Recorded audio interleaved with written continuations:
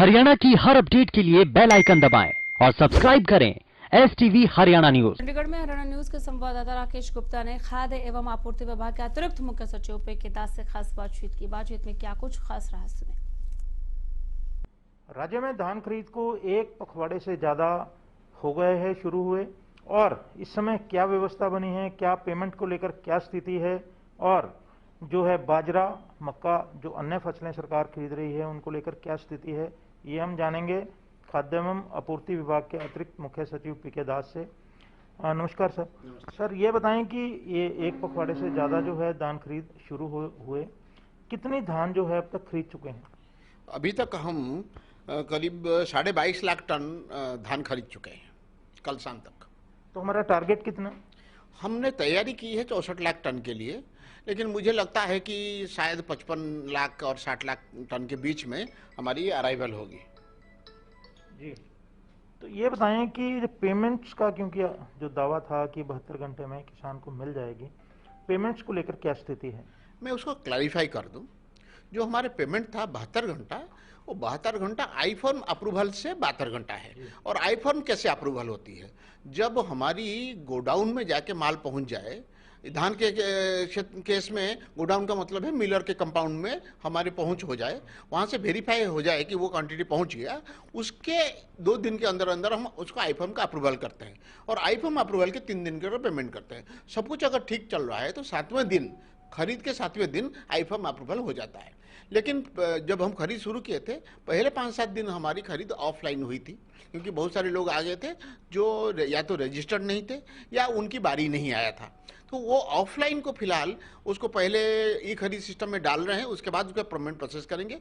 Online जो purchase हुई है उसके पेमेंट प्रोसेसिंग शुरू हो गया है। करीब 450 करोड़ के पेमेंट प्रोसेस हो गया है, और ये सिस्टम चल पड़ा है, तो डेली करीब 100 करोड़ के प्रोसेस हो रहा है। सर ये बताएं कि खरीद क्योंकि 30 दिन के लिए होती है, तो इसका मैक्सिमम जो टाइम होगा 31 अक्टूबर तक रहेगा। वैसे तो कम होना चाहिए, 25-26 के आसपास।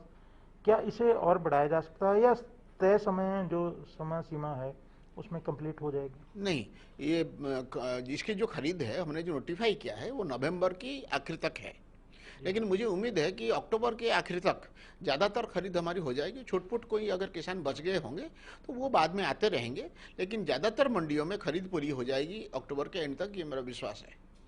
तो ये खरीद पूरी होने के बाद पिछले सालों की तरह मिलों की फिजिकल वेरिफिकेशन इस दफ़ा भी होगी? इस दफा साथ साथ हो रहा है। पिछले साल में फिजिकल वेरिफिकेशन की ज़रूरत इसीलिए पड़ा क्योंकि मंडी से मिल तक की जो ट्रांसपोर्टेशन था वो मिलर कर रहे थे। इस बार हम कर रहे हैं, और हम जो कर रहे हैं, हमारा हर मिल में एक हमारा मुलाजिम बैठा हुआ है जो पहले उस माल को रिसीव करता है। इससे हमारे वेरिफिकेशन हो जाता है कि इतना माल पहुंच गया। उसके बाद वो उसको हैंडओवर करता है मिलर को। इसलिए एक कॉन्करेंट वेरिफिकेशन हमारा चल रहा है। साथ साथ हमने ये भी कहा है कि जो मिल के बारे में कोई शिकायत आएगा तो उसका फिजिकल वेरिफिकेशन अलग से किया जा सकता है। शुक्रिया। तो ये है पी.के. दास जो बता रहे थे कि बाजरा उत्पादक जो हैं वो केवल राज्य के ही किसानों को रजिस्टर्ड किया जाएगा, क्योंकि इस पर जो अनुदान है वो प्रदेश सरकार दे रही है। धान जो है अब दूसरे राज्यों से भी हरियाणा में आना शुरू हो गया है, लेकिन वो धान उत्पादक वही आ पाएंगे जो अपने आप को रजिस्टर्ड करेंगे। दास साहब ने बताया कि 450 करोड़ के आसपास की पेमेंट का जो है भुगतान सरकार द्वारा या अलग एजेंसियों द्वारा करना शुरू कर दिया गया है। हरियाणा न्यूज़ के लिए चंडीगढ़ से कैमरामैन संजय सिंह के साथ